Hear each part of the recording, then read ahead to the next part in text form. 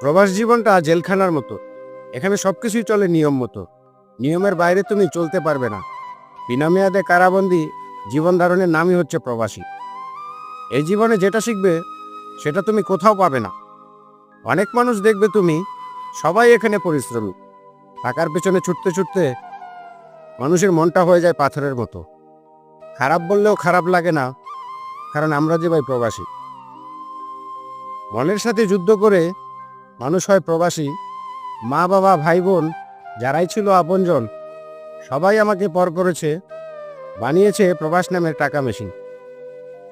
দুঃখ হয় না এতেও আমার, দুঃখ শুধু একটাই, আমার খোঁজ যতটা নেয় তার চেয়েও বেশি দুঃখ শোনায়।